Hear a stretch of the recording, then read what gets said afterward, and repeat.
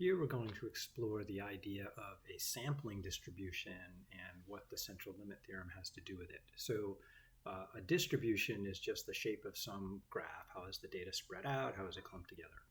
And there's different descriptions we can give to that. So in this problem, we're going to take a look at some data from the 2012 men's Olympic marathon. And we have all of the finishers, 85. So this is a population because I have all of the men's Olympic marathon runners from the world who are competing then. And it's in StatKey. So going over to the StatKey sampling distribution page, let's blow that up a touch. Switch the data to Olympic Marathon second edition according to the problem description. And you can see that data over here. There's quite a skew to the left. There's a few runners that took a long time to finish the race compared to the rest of the group here.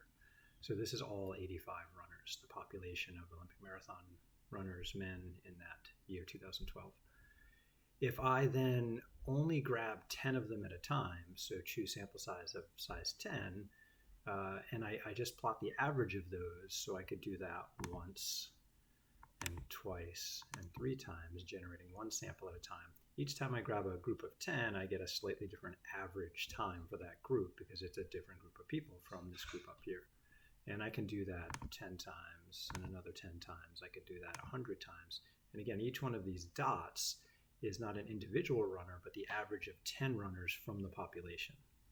And the interesting thing is when you plot the means of samples from a population, it doesn't matter what the shape of the population distribution was, provided the sample size is big enough. Now 10's a little bit small, but I'm just going to go for it anyway.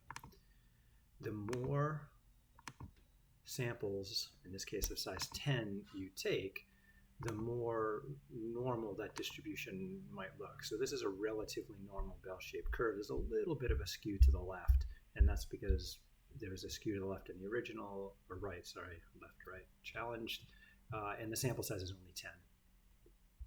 Now I'm just going to adjust this a little bit. Let's make the graph go from 130 to about 150.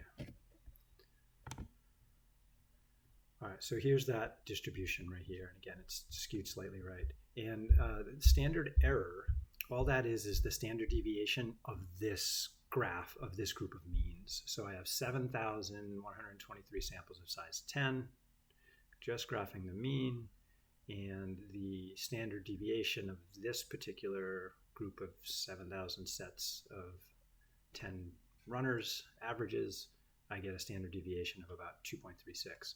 Now, the original population had a standard deviation of 8.07. If you go check this out in StatKey. So notice, again, samples of size 10, not individuals. Individual standard deviation is about 8.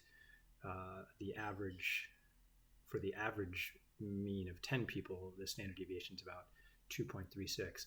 And the central limit theorem says that this standard error number right here in the sampling distribution should be about the original population standard deviation divided by the square root of the sample size.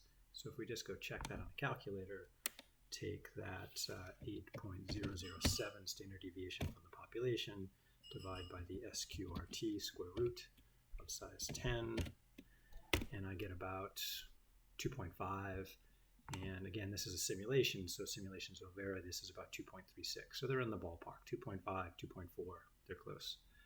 If I increase the sample size, the central limit theorem states that because I'm dividing by the square root of n here, I should get a slightly smaller standard error, which is the standard deviation of the distribution of means.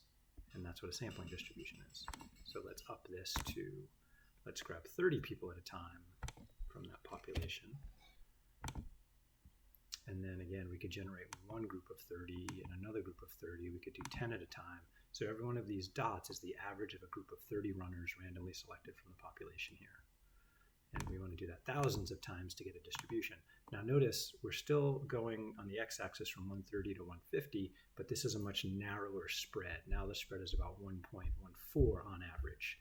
And standard deviation gives us a measure of average distance from the mean. And notice the mean of the sampling distribution is the same as the mean of the population. central limit theorem says is the larger your sample size, the closer the sampling distribution's mean will be to the actual population mean. And then it also says that the standard deviation will shrink based on this formula right here. Standard deviation of the population divided by the square root of the sample size. So let's check that out again. Instead of dividing by the square root of 10, I have a sample of size 30. I divide by the square root of 30, and I get about 1.4-ish. And in this case, I got 1.1-ish. So they're kind of in the ballpark of each other. Again, this is a simulation, like rolling the dice, so shit happens. And this is what the theory predicts. And again, 30 is not that big a sample size. Now, I don't want to go much bigger than 30 because the population is so small here. It's only 85 people. And I can't do 85. That would be the whole population. That would not give a sampling distribution because it's the population. But I can see that that shrinks. And so that's what this is asking about here.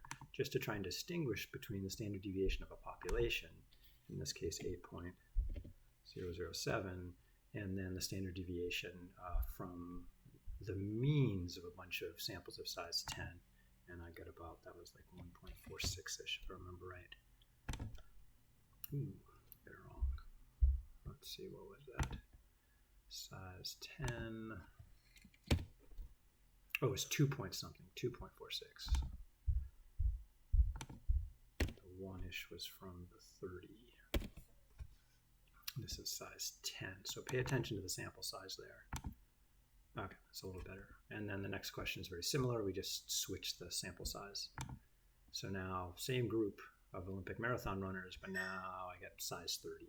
Okay, so again, the population 8.007, but size 30, I could either use the theoretical approach 1.46, or I could use the sampling distribution approach, which will be slightly different.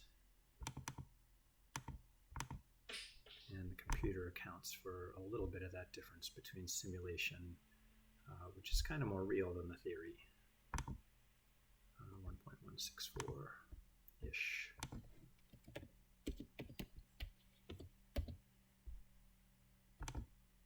Okay, so that's that. Have fun, do good math. Bye-bye.